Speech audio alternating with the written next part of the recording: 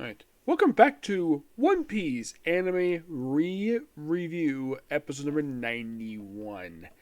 This will be episodes 925, 928.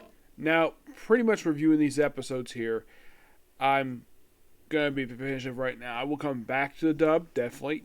Yes, I do know 940 dub, up 940 dubs, but I'm going to handle that after I finish watching Turtle Ranger. But in these 4 episodes, I should point out, though, there's only one Straw Hat absent from these 4 episodes, and that's Zoro. He's the only one absent. Yeah, he doesn't do much anything in these episodes. Not really.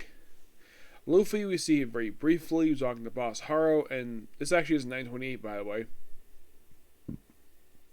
Yeah, he doesn't do much anything in all these episodes. Just talk to Boss Haro for a bit, and then we see debut a new character, and that's it for him.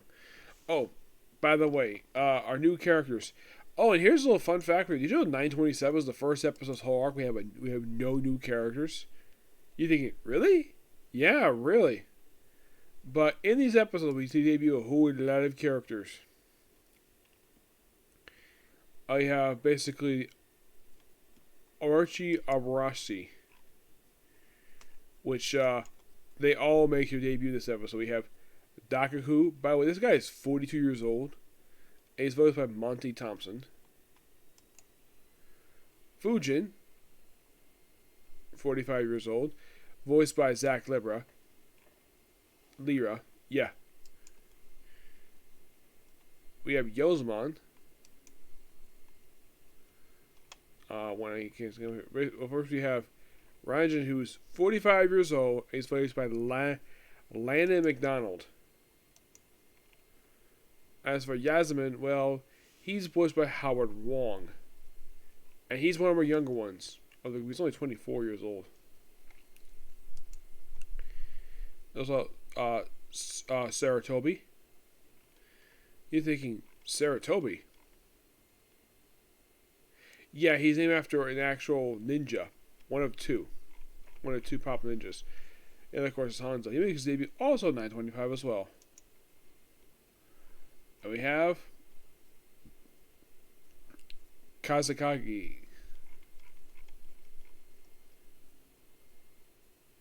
which means Wind Shadow. Yeah, which is also the same title they used from Naruto for the leader of the Hidden Sand Village. We have Kano, who's the youngest member of the group, and she's only 14 years old.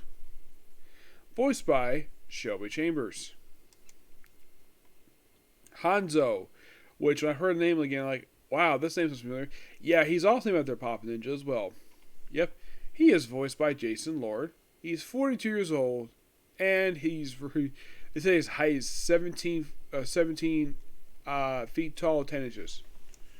Yeah, and by the way, he knows Shinobu. And there's also Bashaman, who's also a very young member. He was only 28. Voiced by Stephen Miller. There is also Jaku Banta, a very beautiful woman, who's only 21. And she's voiced by Kashi Howell. There is the Landuin Catfish, Samaguchi, and Warzone. Yep, and they're just two creatures, they don't get voice actors. And then there is Fukujiro, a guy who's even active in the current stuff right now in the anime. We see here his English dub. He's voiced by Nazi Tashi. He's the oldest of all of them. He's 61.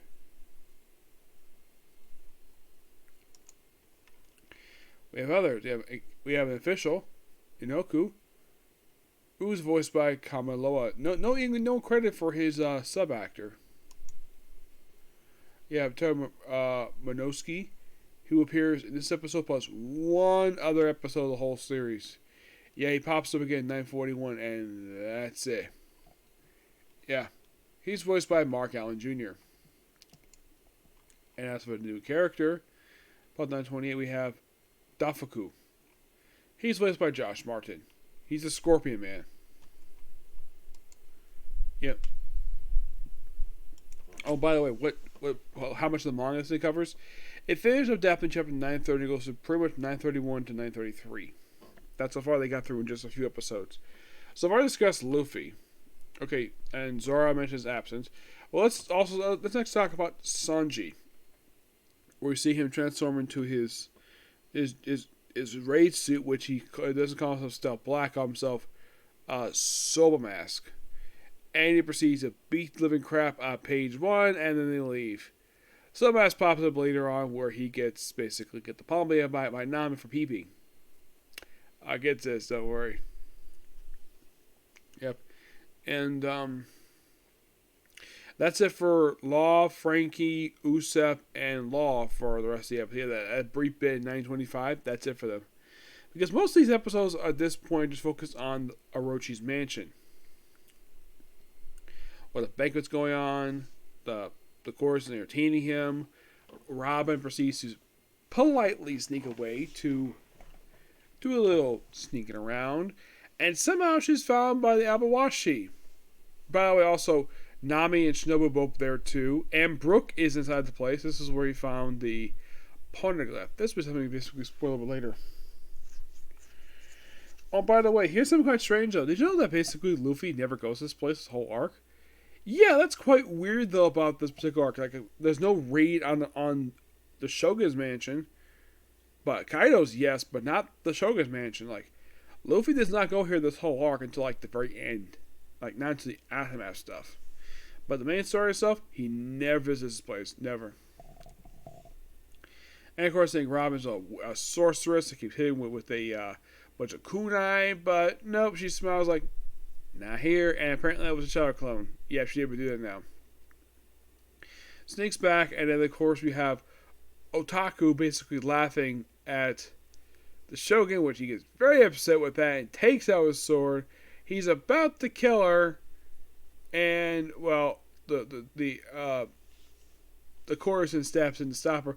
Well, look how basically Robin basically comes in to help her out. She's like carrying her the rest of the time. But looking off that, Nami and Shinobu basically help out along with Brook.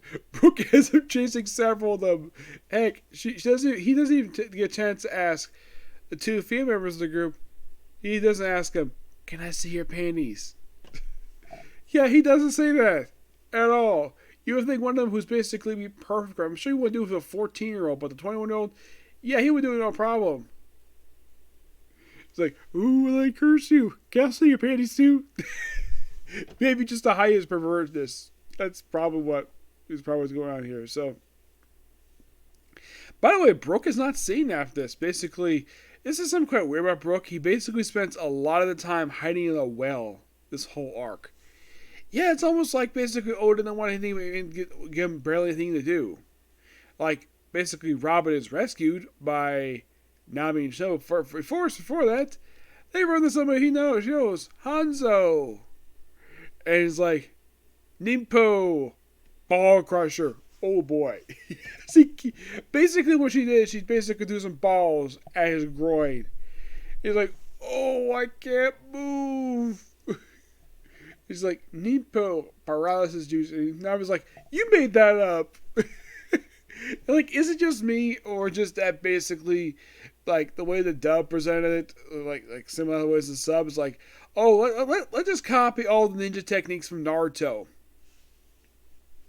That seems like to me. So, she used a Ripper to basically evaporate the ceiling, which, by the way, at the same period of time, the Shogun is basically killing people with his Hydra mouth. We see it. And the Funimation has not fixed the animation with this thing. They fixed it for Kaido.